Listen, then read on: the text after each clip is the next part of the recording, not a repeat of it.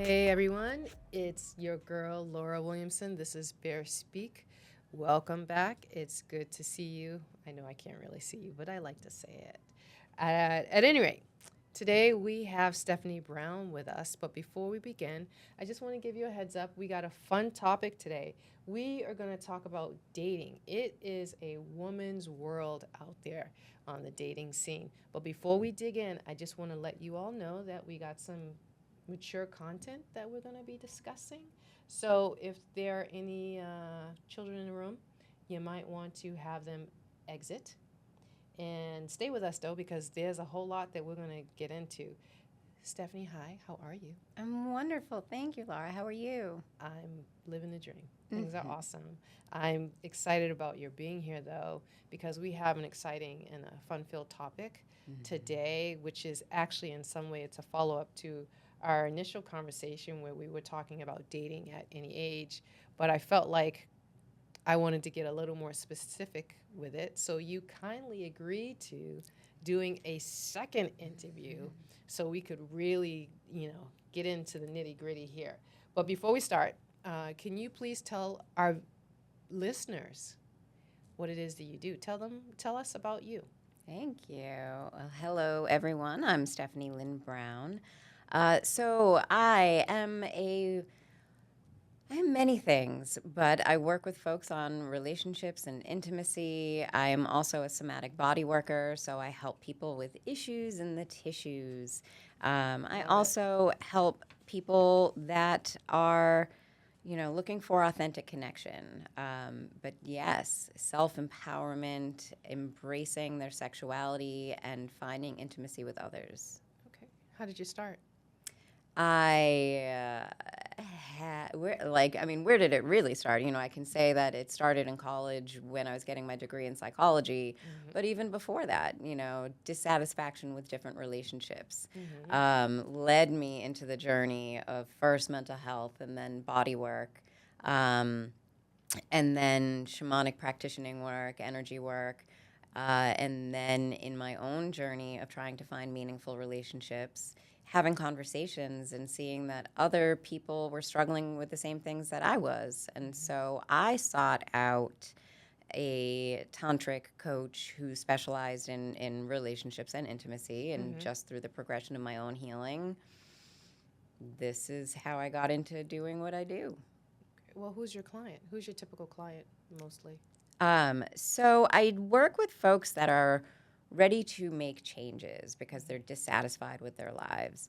I work with people with chronic pain, chronic illness, mental health issues, but people that are looking to be happy, content, feel better. But the main thing is people that are ready to make changes, and which also means looking at what they're contributing to situations and unhealthy patterns. So people with accountability that are ready to be their best selves.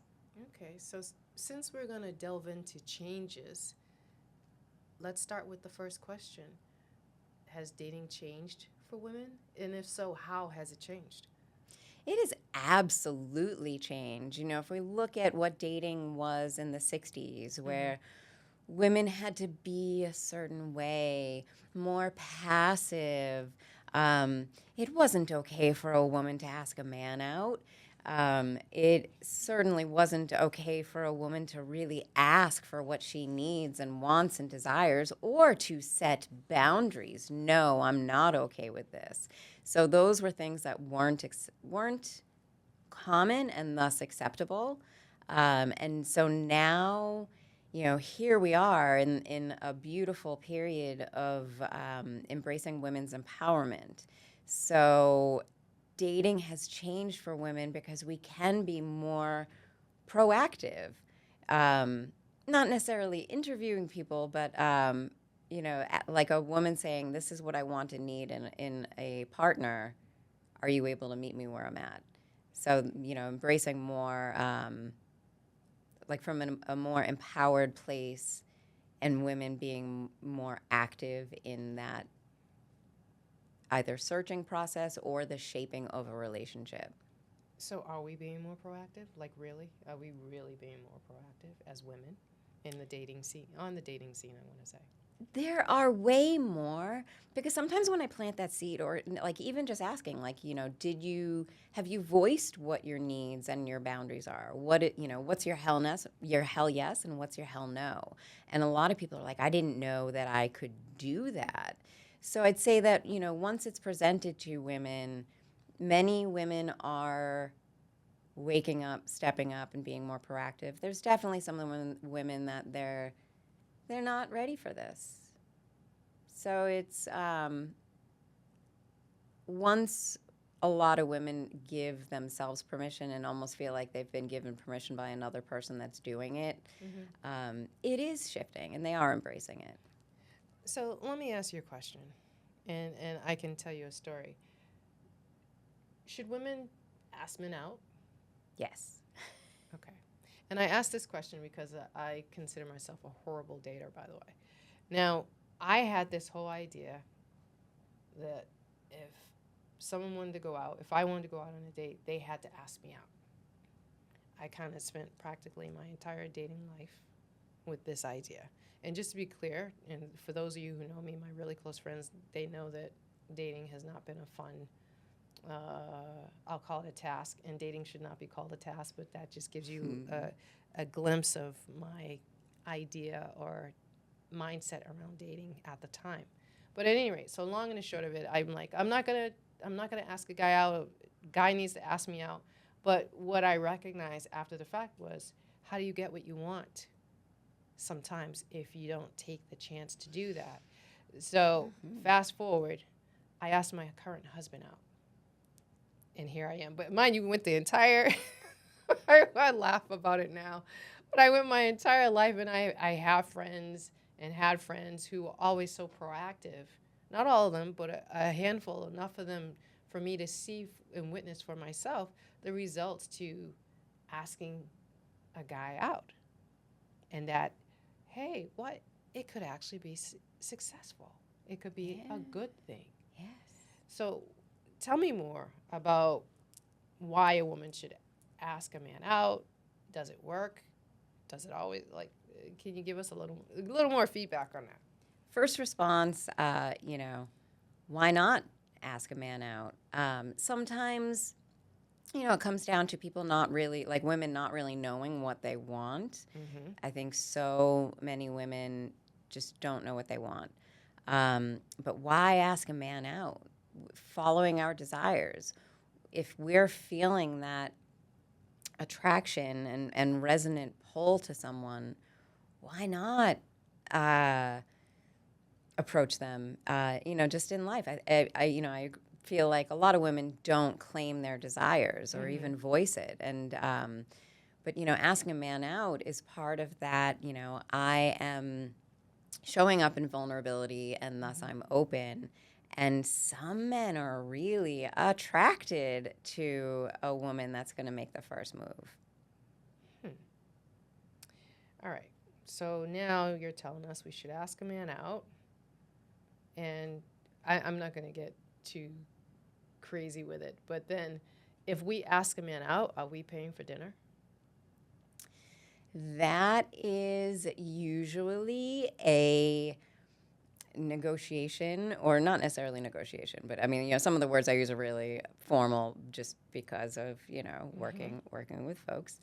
But I always offer to split it, and then oftentimes the man will pay, but it doesn't necessarily mean, I mean, that, it's another way that we can voice our wants or needs. Would we like to split it? Sometimes I'll pick up the check. I think that being comfortable with, voicing that, because it's another one of those awkward moments. Like, even though I will always offer to pay half, that moment that the check arrives can be really, oh my goodness. But it's, I think it is a beautiful thing to, take the check away from a man and be like, I'm going to cover it tonight. Yeah, I was going to say, so if the date is going well, do we pay the check? And if it's not going well, then we pay half. What are you That's comfortable? awful. Yeah, I mean, I'm just I mean, some throwing out people, the yeah, possibility. it's I'm funny, making jokes. but I mean, some women will just, do the funny things that are like completely ignoring that the check is on the table, or getting up and going to the bathroom in that moment, so the other person will pay. Why not, if we ask someone out, also feel comfortable enough to say, would you like to split it? Or, how would you like to address paying for the bill? But why not have another conversation, And it is interesting that we're, bringing it up because, money and sex. Why are these such taboo topics? Why can't we talk about splitting the bill? All right. Well, now that we've mentioned sex, let's talk about sex. Let's talk about sex. Can we initiate sex as women? Is that okay? It is okay. Okay. I think it's part of if it is what we desire, if it's what we want. I'll use not claiming what we want like we're claiming a man, but it's like, just in life, we're not claiming our desires. So if it's something that we're comfortable with, why not approach that conversation? I also have conversations before it gets physical. Again, the wants, needs, desires. What are our, relationship agreements or boundaries as we date?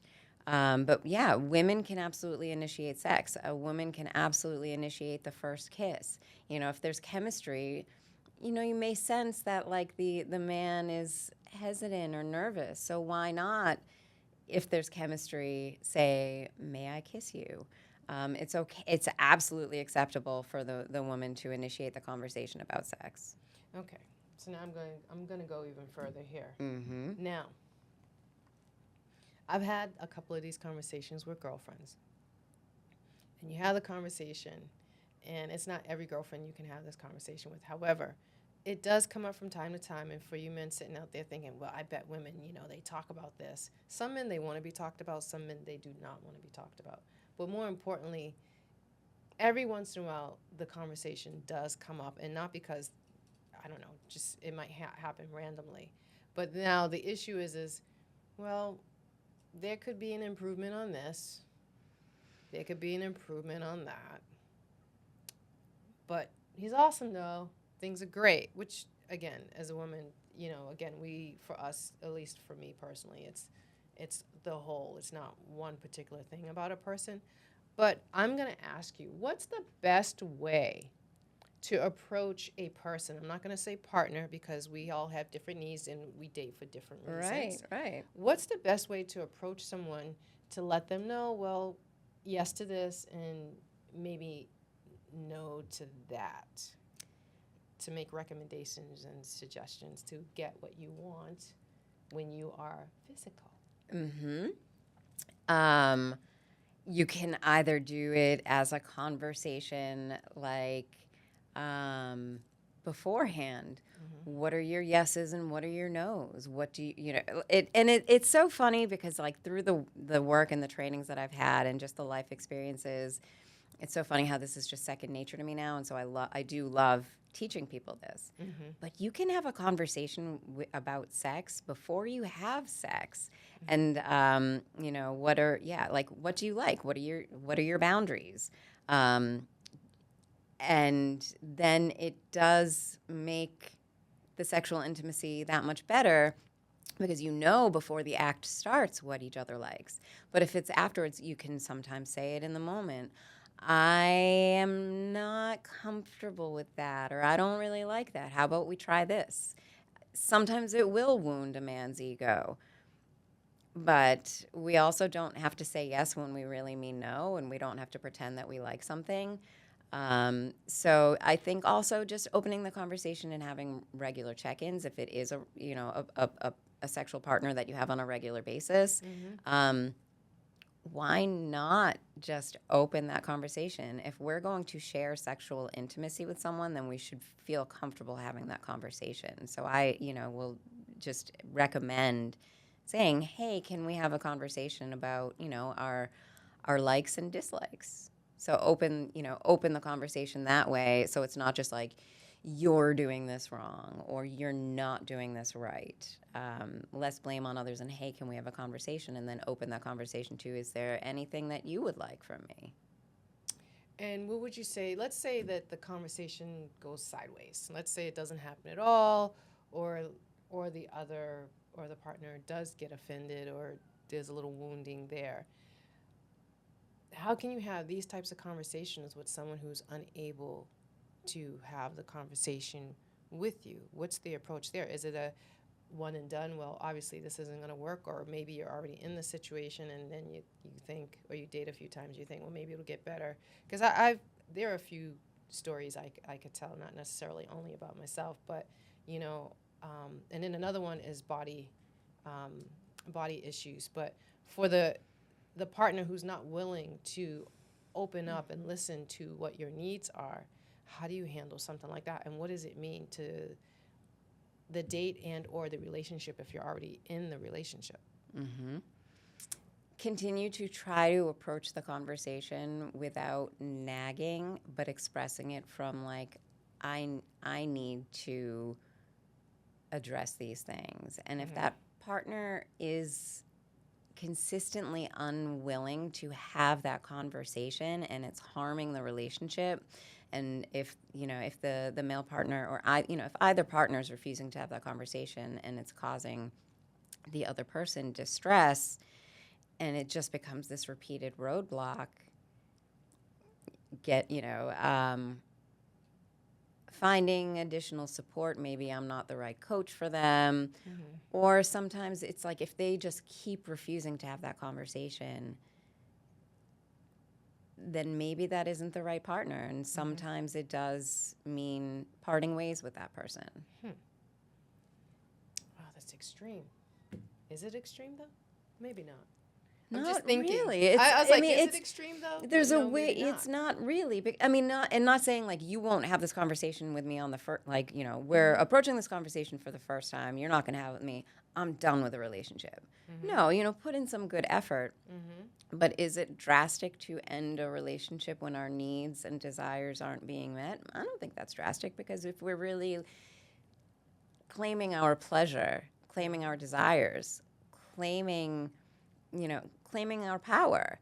If someone isn't willing to meet us there, then we need to follow our journey of fulfillment. Claiming our power. Can everyone hear me? Claiming our power. Okay, so wait, I gotta make a note here because I'm having a little bit of a moment. Bear with me here. Yes, claiming our power. power. So now, what we're talking about, we are talking about intimacy. We're talking about sex, but we just went into claiming our power. Since when is sex equated with claiming, and I put it in air quotes right now, our power? What is that about? What does that mean? Right. Yeah, because I think that does would benefit from some clarification. It could also be reclaiming the power, like reclaiming our power as women that we've been put down for centuries. So reclaiming this power of calling in our desires. And so when I say like claiming our power, it doesn't mean power over someone else. I definitely am not referring to that. Like, I'm not a fan of non-consensual power dynamics in a relationship. That's right. But like claiming our power that's been taken away from us. Okay. Yes, we can consciously find our bliss. And a lot of people, we don't realize that we are responsible for our own happiness. So in that, like claiming our power, this is my life. This is my journey. I am going to step out into the unknown and be the best me and call in the things that are going to contribute to my wellness. We could end the interview right here. So good, okay. so good, so yummy. It is everyone, we're having a moment right now. It's just the energy in the room is it's okay. I'm gonna come over here for a moment. I'm gonna put a pin in the claiming our power for a moment, because I also want to talk about how we see ourselves physically.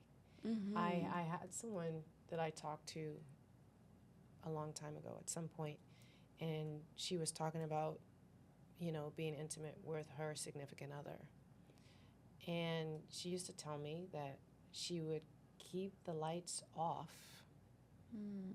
And if she had to get up, for example, and go to the bathroom, she'd walk out of the room backwards so that she could kind of cross the hands in front and not be seen from the back and just not be seen. So I bring this up because that's also a very important part when it comes to intimacy, sexuality, loving yourself, which you talked about briefly in the previous show. So what is your feeling about something like that? Those of us who might be self-conscious about our bodies and how we look when we're intimate with someone, because it is a factor. It is important to a lot of us. Absolutely. For starters, all bodies are beautiful. They're pieces of art created by the gods and the goddesses. Being a body worker for as long as I have, I've been able to appreciate the art of the physical form, and through body work, sometimes that will help people feel more comfortable in their own skin. But I have found, there is a correlation in issues with self-image and inability to fully achieve pleasure. Some folks that have trouble achieving orgasm, it has to do with how they really feel about themselves and how they look. But if you're feeling self-conscious about your appearance with your partner loves, hopefully your partner is loving you. They're having sex with you because they're attracted to you. And I think that also, self-image plays into people feeling nervous about dating. But I can definitely, reassure our audience that there are people that are into all body types. Sometimes, if we're more full-figured, we may feel like no one will love me because I'm overweight. Oh no, there are people that love and appreciate a full figure. Or as the aging process, maybe it's like my boobs aren't as perky as they used to be, but it's, ideally if our partner is having sexual relations with us, then they're attracted to us. And if it does come to a partner, criticizing our bodies, then maybe that's not the right person for us. Okay. So since we're talking, we're really getting into this now. So is it still taboo to have to date and to have sex on the first date? Is that still taboo? I'm asking for a friend. No. I'm asking for a friend. This whole thing is for some friends. Today's day and age, not taboo to have sex on the first date, and casual sex is also perfectly acceptable. And then in many communities as well, having multiple partners and embracing a polyamorous and polysexual lifestyle, as long as it is consensual, informed, and giving someone that opportunity, to say I'm not into that. But sex on a first date, absolutely acceptable. And what's the best way for a person to express themselves sexually, especially for someone who's not used to do it? Again, you're out in the dating scene, you're trying to, I don't know, get your rhythm. Excuse me for using that word, maybe, I don't know. But about you, what's the best way to do that? Get what you need and do your thing. Get your swerve on. I know I'm old. I totally dated myself. Okay, I love it. No, go. I used to use that expression as well. I love it. The best way to get our swerve on and initiate the conversation, or The best way to get to that point and what you're gonna do, how you want it, because you said have the conversation to start. Okay. And you also said, I'm into this. No, I'm not into this. But what if you want to do something that's not so traditional? Let's say, right? And you're like, I kind of like to do A, B, and C if you'd be open to trying. I think, that's a great way to, I think giving someone the heads up, not just being like out at the farmer's market and like popping up with that conversation, but, approaching it with compassion. Okay. Hey, I would love to have a conversation about our intimacy. Or, I mean, me, because like I do date a lot or have dated a lot. And having that conversation before the intimacy even starts, like, I'm a sexual person. These are some of the things I like. How do you feel about that? Okay. A lot of, there's not as many people I think that are like me, but, in certain communities, that's what we do, and it's acceptable. And if someone's going to be too taken aback by that, Right. again, maybe they're not a compatible partner. But I think that especially for people that have been in a relationship for a long time and they're like, hey, I want to try something and I don't know how to approach it, maybe just being like, let's talk about our sex life. I'm looking to incorporate some other things. How do you feel about this? And just kind of having that conversation or negotiation. Like, sometimes if people have, plans like, I'd like to go to the movies, or, well, I'd really like to go for a walk in the park, we'll have a negotiation. So why not be able to have that negotiation about a sexual conversation, and just bringing it up the same way would be like, what do you want to have for dinner? Hey, let's talk about our sex life. Okay. And that has to do also, I think, with the removing like the taboos about talking about it, because Okay. these weren't things that generations ago were acceptable. So we're running low on time, but we do have a couple other things I want to touch on. Are there any tricks to this whole dating thing? Like, how can someone get a date? What would you recommend? Are there pickup lines? Are there, do I need to be on a certain site? What is it? Plenty of fish? I don't know. But what do I need to do? What are the tricks? There Can you give us? are tricks, yeah. Okay, what are the tricks? Skills, advice, but yeah, I definitely, there are tricks.